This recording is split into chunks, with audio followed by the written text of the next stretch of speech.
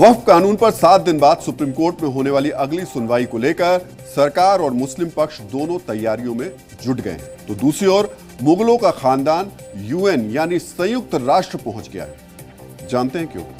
औरंगजेब की कब्र को बचाने के लिए। औरंगजेब की कब्र को लेकर मुगलों के आखिरी वंशज प्रिंस याकूब हबीबुद्दीन तुसी ने संयुक्त राष्ट्र में एक याचिका भेजी है और इस मामले में दखल देने को कहा है।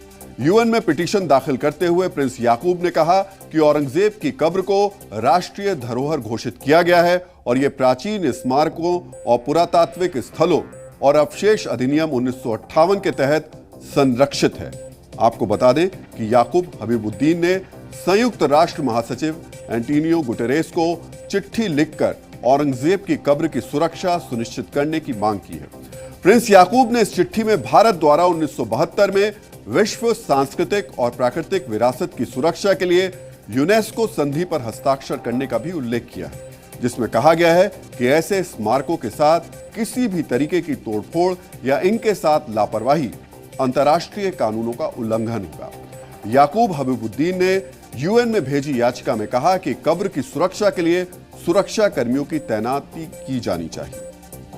मुद्दे पे हमने ये कहा है कि इंटरनेशनल लॉ के मुताबिक इंडियन गवर्नमेंट 1972 यूनेस्को हेरिटेज की बुस्ट के लिए जो है साइन एग्रीमेंट किया है।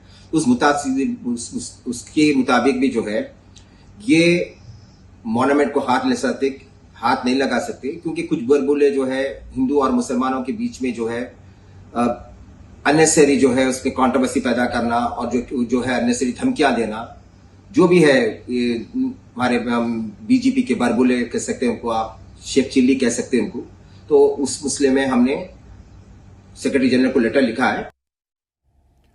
यहां आपके लिए यह जानना जरूरी है कि औरंगजेब की कब्र को लेकर यूएन का दरवाजा खटखटाने वाले याकूब हबीबुद्दीन हैं कौन? याकूब हबीबुद्दीन तुसी खुद को स्वघोषित मुगलों का वंशज बताते हैं। अपने नाम के आगे प्रिंस लगाने वाले याकूब तुसी हैदराबाद से ताल्लुक रखते हैं और खुद को बहादुर शाह जफर की छठी पीढ़ी बताते हैं। याकूब अक्सर अपने दावों और बयानों की वजह से सुर्खियों में बने रहते हैं और अपनी ड्रेसिंग स्टाइल पे भी मुगल बादशाहों की तरह ही वो एक तरीके का रुख रखते हैं।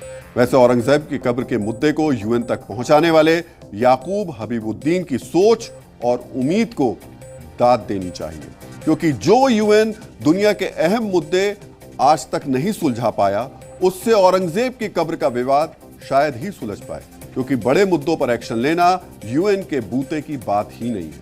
यूएन की नाकामियों की लंबी फहरिस्त से चंद आंकड़े हमने उठाए हैं, जो आप देखेंगे तो आपको इस बात का पता भी चल जाएगा। 1945 में यूएन गठन के 10 साल बाद ही यानी 1955 में अमेरिका और वियतनाम के बीच युद्ध शुरू हो गया। संयुक्त राष्ट्र के तमाम प्रयासों के बावजूद रूस ने यूक्रेन पर हमला बोल दिया। इराक और ईरान के बीच 8 साल तक चले लंबे युद्ध को यूएन रोकने में नाकाम रहा। अफ्रीकी देश रवांडा में नरसंहार को रोकने में यूएन असफल रहा। करीब 100 दिनों तक चले इस संघर्ष में 8 लाख से अधिक लोगों की मौत हुई थी। बोस्निया के गृह युद्ध को रोकने में भी संयुक्त राष्ट्र पूरी तरीके से विफल था। इसके समाधान के लिए भी नाटो को अपनी सेना उतारनी पड़ी। तो औरंगजेब की कब्र के मामले में संयुक्त राष्ट्र कुछ कर पाएगा, इस पर सवाल है।